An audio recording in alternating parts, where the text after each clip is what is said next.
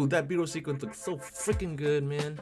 But anyways, hello. We are on the road to triple digits, aka 100 subscribers. So if we reach 100, I'll organize my first ever board game giveaway. And of course, you'll have a much higher chance of winning since everyone watching this is part of my foundational startup team. Because obviously 1 out of 100 is much higher chance than 1 out of 500 or 1 out of 1,000, you know, a hopeful future for this channel. And it won't be some weenie board game, okay? It'll be a good one that I genuinely enjoy playing. As a big thank you to the first 100 or so. Ooh, that subscribe button's looking extra shiny today, isn't it? Alright, so anyways, today, aside from the B-roll sequence you just rewatched over and over again, okay, honestly, it's like one of my favorite B-rolls that I've done so far. But today we're learning how to play King's Forge. So thank you to Starling Games for providing me with both the base copy and the latest expansion, King's Forge Gold, to do this video on. We'll start off by having each player take a smithy tile and pick any side as your mascot. Then have each person take 5 black dice, which are the metal dice that become your individual supply. Then take these craft cards and shuffle them. For a 2-player game, take 9 for the entire game and you can put the rest back in the box. But for 3 players, you're going to take 10, and for 4 players, take 13 craft cards. Now in the upper right hand corner of the card, you'll see a rank number. Organize these craft cards from low to high based on that rank by putting the 3 lowest in the center. Now from your gather cards, take out the north and south mine, as well as the east and west forest cards. Shuffle the rest of the gather cards and take out 7. The rest of the deck you can put back in the box, but now shuffle the top 7 cards along with the 4 cards that you just took out earlier. And we're going to put these 11 cards face down near the dock tiles. So, smithy tile and 5 metal dice for everyone. Shuffle the craft cards, organize their ranking with the 3 lowest face up in the center. Take out the 4 gather cards and combine them with the 7 random gather cards. And then you can also put all the extra resources by their cool little indicated symbols. Done. There. Lightning fast setup. I feel like I say that during every tutorial, but I mean, most board games are once you distill the rulebook enough. Plus, we're all trying to play the game, not spend hours setting it up, right? Speaking of, let's take a second to learn different parts of the game before we figure out how to play. Now, gather cards represent parts of your village like shops where you gain resources and special abilities. Every gather card gives you an option at the top and an option at the bottom, but you can only use one when you claim a gather card. But oh, how do you claim a gather card, you ask? By using dice or, quote, materials to pay for them. Now, white means you can use any die, green means you can use only wood, red is for gems, and red or blue means that you can use gems or blue magic dice. Now, the number next to the tiles tell you how many dice you have to use to pay for the gather card, and usually you get your resources back at the end of the turn, but if it has an X on it like shown here, it goes back to the reserve. So when you claim a gather card, just move it in front of you and put the required resources on it. Now just remember that when you pay for the card, you can't use the same dice for anything else this round. Some gather cards also don't have any squares, meaning it's free, but you can only still choose one action. Now to the right of the cost, separated by an arrow, is an action or special ability that you can gain or you can use during the gather or craft phases of this round. If it shows dice, this simply means you can get those dice in exchange, which gets placed on your smithy tile, but you can't use it in the same round you get them. The anvil is just for identification, meaning it's a gather card that'll always be in the game when you start a new one. This hand of dice or supply symbol means that the dice you gain goes directly to your supply instead of the smithy tile. Now the flip symbol lets you reverse a dice face, so if it's a 1 you can turn into a 6 or a 2 into a 5, etc. Now reroll is in the name, but you can't just reroll any dice that's already in use on a gather or craft card. And the last symbol is the dice bonus, meaning you can add the noted number to any one die, and you can only do this once in this round that you got the gather card, so you can't keep the bonus for later. If the value is 2 or higher, you have to apply it to one die, so you can't split the value.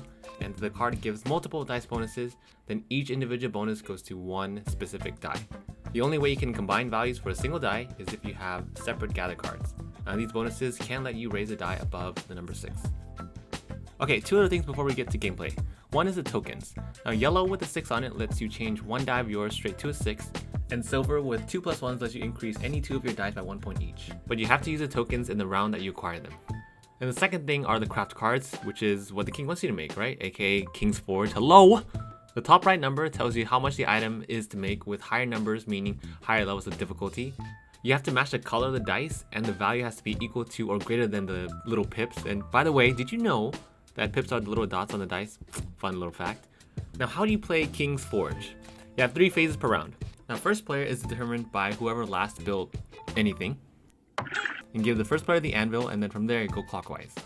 So everyone has to perform their actions before moving to the next phase, in which the first player will now give the anvil to the person on their left. Let's begin.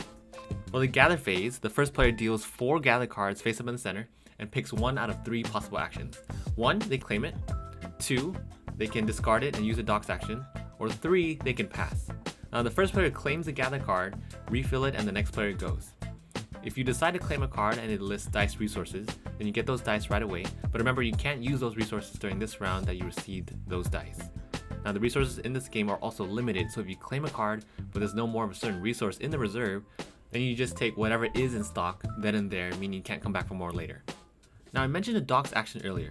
Well, sometimes you need a certain resource or bonus and none of the gather cards have what you need. So if you claim a docks action, then take a gather card if it's available and then flip it over. From there, pick an unclaimed action on one of the docks tiles and put the required resource on it, but you don't move the docks tile in front of you like you do with the gather card. Now once an action on the docks is used, no one else can use it this turn, and during the cleanup phase, all dice on the docks go back to the reserve. Third possible action was if you didn't want to claim a gather card or you didn't want to use the docks action. Maybe you wanted to save materials for the crafting phase. So if you pass, the gather card stays, and if you're the first to pass during the gather phase, you can either take a metal die from the stock or a silver +1/+1 token. Now once everyone passes, or if there's no more face-up gather cards, then this phase is over. Also, if there's no more face-up gather cards and no one's passed yet, then the next player in turn automatically gets the metal die or the silver +1/+1 token. Now phase 2 is the craft phase. So starting again with the first player and going clockwise, you can craft any of the 3 items on display, or you can also steal an item that some other player made this turn. Now to craft, roll all of your unused dice. Now is the time you can use the tokens before they go to waste. So put your resources on the card, but you can't claim it until the end of the turn because other players can steal it. So even if you finish the craft card, other players can steal it from you by using the same resources as long as one of them is greater than yours. However, the dice returns to that player instead of the reserve. Now once you have only 2 craft cards on display, move the next in line craft card to the middle, and you can actually craft more than 1 card in your turn. So all the dice that you have left over at the end of the crafting phase remains on your smithy tile. Now again, once everyone passes, we move on to phase 3, which is now the cleanup phase. Now you can claim the craft cards that weren't stolen and put them under your smithy tile, but make sure the rank numbers are showing so other players can see how many items that you made. Now once the craft cards are under your smithy tile though, they can't be stolen. And then from there, all the dice on the docks go back to the reserve, along with the dice that were on an X. Then the first player passes the anvil to the left, collects 11 gather cards, and shuffles them again. Everyone removes dice from the smithy tile to make a new reserve, and we again start at the gather phase. Now the final question is, how do you win? As soon as someone claims 4 craft cards, the game is over, and whoever has the most crafted cards wins. If there's a tie, which there could often be, the player with the highest ranked card wins. Now this is only different for 2 players because endgame conditions are the first to 5 instead of 4. So to summarize, first player deals 4 gather cards face up and either claims 1, discard it to use a docks action, or passes.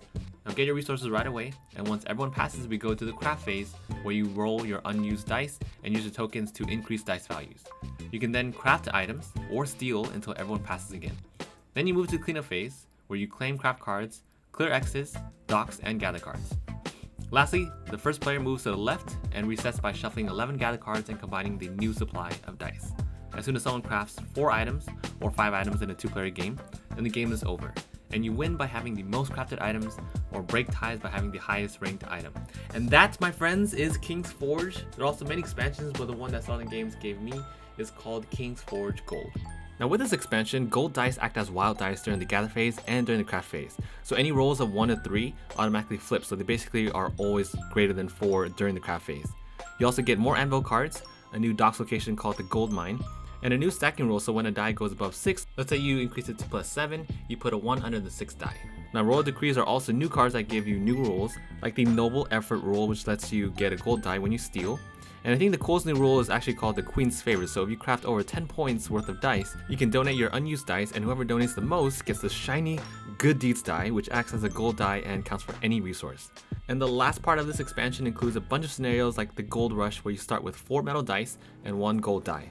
Now the Guild Master, where you can craft any item out of order, but the first to craft 4 items in a certain rank, like from 0 to 20, wins. And the last scenario is called the Charming scenario, where you put a bunch of gold dice on designated cards, and the first to craft this Dragonfly charm item wins. So usually I'm not a fan of dice games because, you know, luck isn't my cup of tea, but I like how this game controls that aspect a bit by making it more like resource management. I also think it would have been pretty cool too if like the resources are their own pieces somehow, like Everdell was. So it feels more like you're actually crafting something. But overall, it's a good paced game. It's medium paced, very easy to learn. Stealing makes it 10 times more fun because you get to play with people's emotions and stuff. The mechanics are pretty family friendly, especially if you're looking for like those gateway board games. So thanks again to Starling Games for sending me this copy, and have a wonderful week, people. Up next, I think we're gonna revisit the forest.